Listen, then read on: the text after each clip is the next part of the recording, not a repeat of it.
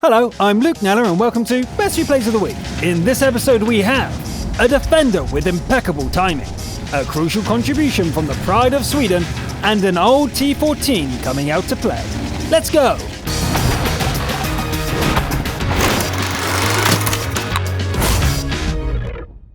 Let's begin with a scout game from the EU servers. Benji 16 EBC plays an aggressive, mobile scout, giving the T49 a good workout on steps. Here we go. The T49 sprints down the middle, backing away just in time when the commander's sixth sense tingles. Benji waits just long enough to disappear and picks off a scout with the 152mm howitzer. Then spends some time pretending to be a bush, maybe hiding a bone or something else. But at least there's spotting damage. However, there's one quick counter to players sitting in bushes, and that's going around them and invading the base. Our scout responds and gets slapped. Ouch! I wonder, is there anyone in that bush? Yep, but not anymore. Benji gets spotted by a rival T49, but manages to dodge the shot that follows. Hello, Artie! Like a dog finding a bone, Benji pounces and claims it for themselves. The rival T49 tries to start something again, but teammates drive it off and destroy it. A thinly armored TVP shows its side, so Benji gives in to the temptation and clicks. Another Skoda seems to be engaging the defenders at home base. Benji lines a shot straight up its tailpipe and pulls the trigger. That really burns. There's a minor traffic collision with a Batchat, but it's all good. The Skoda gives up the ghost. Shortly after, an unseen enemy pushes the Bat and Benji. Our scout heads out to challenge an AMX 5120, but before it can really start, a bullseye from Artie takes care of it. An SVG is spotted in the distance. Benji knows this shot will be a challenge for the derp gun, but it goes for it anyway. A hit! Not good enough for the kill, however, but a hit is a hit. A fast Leopard manages to evade the first shot, but Benji adjusts and gets it on the second try. What time is it? It's Artie hunting time! It's not a good idea to let artillery see you coming, so Benji backs off, waits a bit to disappear, and heads in at high speed. Oops, I bet missing wasn't part of the plan. I wonder how fast the reverse gear is on this thing anyway. Seems fast enough to get out of the way. This time the gunner remembers to aim. The last SVG is right ahead, and it can't even try to fight back as friendly artillery has already tracked it. Boom! That makes Top Gun end the game as the last tank disappears before Benji can get anywhere close. Let's take a look at the scorecard for our fighting scout. A Pascucci medal for Artie hunting, 10k combined damage, and a Top Gun medal. Solid work all around, Benji. And speaking of Top Gun, next up is Cavaliers 24 from the American region. The Battle Chariot is a futuristic-looking T-14, which gets to show its power at an encounter at Lakeville. This long-since-retired premium vehicle is an odd beast. The hull armor is sloped all around, almost like that of an IS-6, and gives decent protection. However, the gun is inherited from the M3 Lee, so is completely inadequate for a Tier 5 heavy. The first target is soft and squishy, as is the second one. So far, the bad gun is not a problem. The Type 95 is supposed to be a heavy, but it's almost unarmored, so another suitable target. And this tank destroyer showing its butt is basically a freebie. I wonder why everyone keeps ignoring Cavaliers. This is like shooting fish in a barrel. An artillery shell bounces off the tracks? That's something you don't see every day. It kinda looks like the rest of the team isn't having such a good day. Then again, that's not really a concern for a Top Gun. The gun is hilariously inaccurate at this distance, being useless at helping the last teammate. It's 1 against 7 then, so be it. Let's see what this baby can do. Some people are attempting to capture, but Cavaliers doesn't care. It's killing time. Well, that was embarrassing. Let's try again. That's more like it. Scratch 2. Just when I started to think that the armor is indestructible, it fails. This is getting dangerous for Cavaliers. New plan. First, that TD needs to go. And then, we do this way. We've been saying how bad the gun is on the T14, but it's nothing compared to the DWs. There are 2 more to go, and the capture siren has fallen silent. A Tier 5 tank destroyer is a deadly threat, but our Top Gun will not be stopped. The T14 is actually pretty mobile, and tactical driving carries the day. That just leaves the poor little SBG, which seems to still be firing AP. The new RT mode can't arrive faster, eh? Cavaliers could win with a capture, but that's not the Top Gun way. Let's go find that RT. And there it is. The inaccurate gun refuses to cooperate, but ending the game with a ram is cooler anyway. Early on it was more of an action comedy than an epic Top Gun display, but things got more serious later on.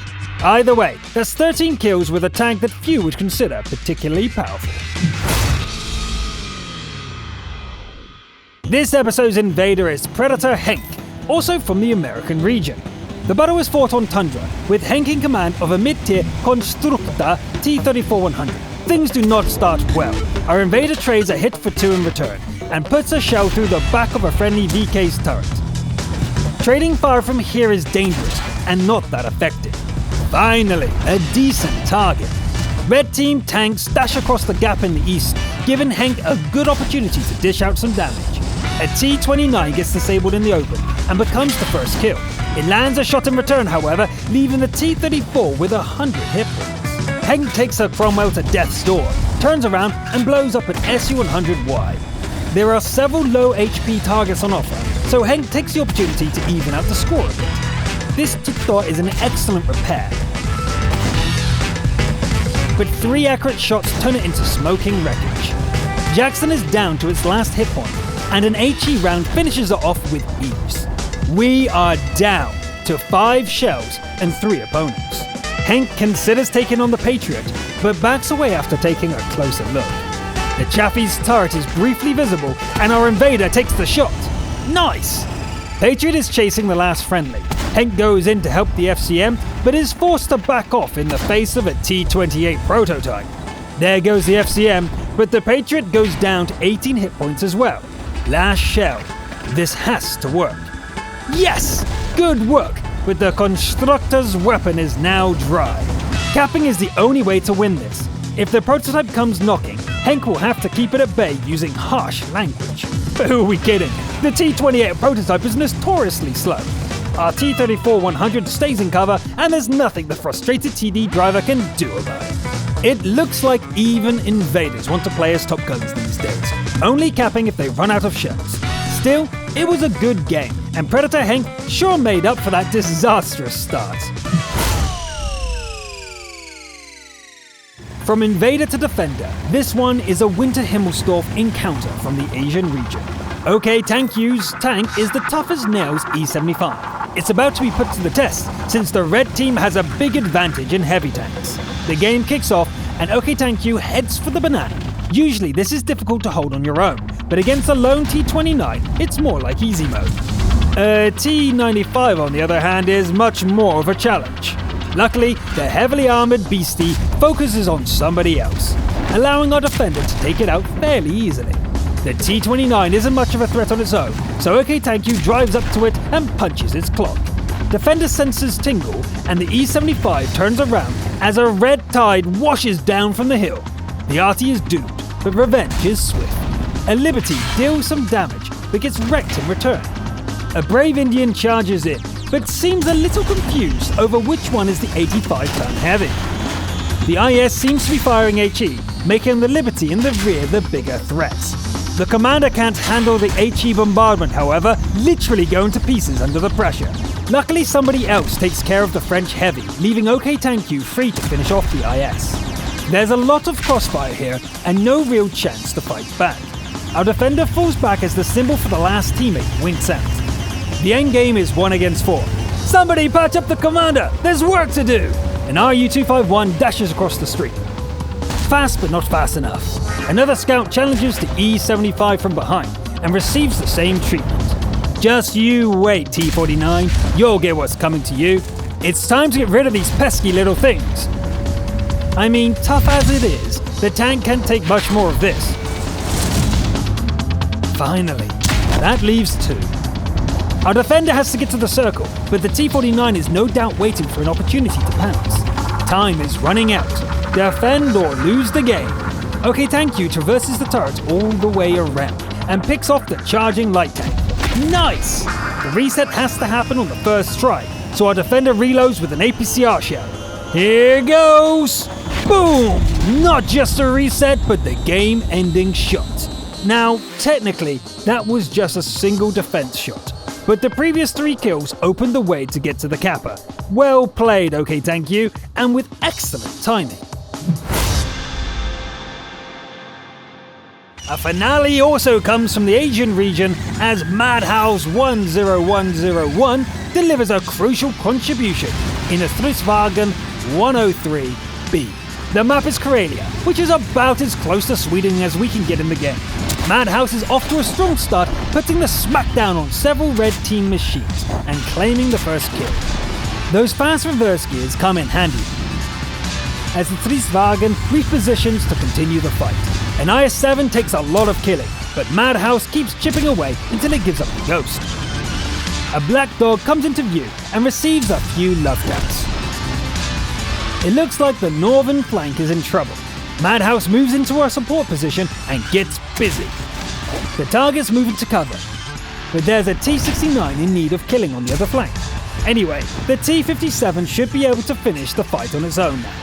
The Strv settles in to wait, but when the opposition appears, they are much closer than expected. Alarmingly close, in fact. Madhouse drops the nose down and fires as fast as the gun can cycle. Amazingly, the armor almost holds, and it's the opposition who gets torn into pieces. It's 3 versus 3. Let's wrap it up, team. Just, give me a moment. There we go, 2 versus 2. Hunting down the Scorpion G won't be easy. The SPG, on the other hand, could be hiding back at their base. Damn, there goes the artillery support. And the enemy RT isn't here. I guess it's time to attempt to capture them. Watch out for the Scorpion. Madhouse charges, somewhat hampered by the fact that the Strv can't really aim in this mode. Still, it goes pretty well, until an artillery shell comes close to turning the Swedish TD into an IKEA flatback. In the end, our hero is victorious. 2 minutes should be enough to finish this. The only problem is that the 103 can't take even the slightest bit of damage anymore. 2 seconds can be a long time. The SPG is hurt, but still very much alive. Madhouse floors the accelerator and closes the distance. A falling tree reveals the foe's position, and it's time for the 2-second delay once again. Okay, fire! And the game is over. Excellent! It's nice that our first game with the S-Tank shows it at its best, as well as demonstrating the weaknesses of that unique design. Well played and well carried, Madhouse 10101. Can everyone from Sweden make a quick video response on how to pronounce that tank? We'll show them next episode. I'm Luke Nella, thanks for watching, and I'll see you next time.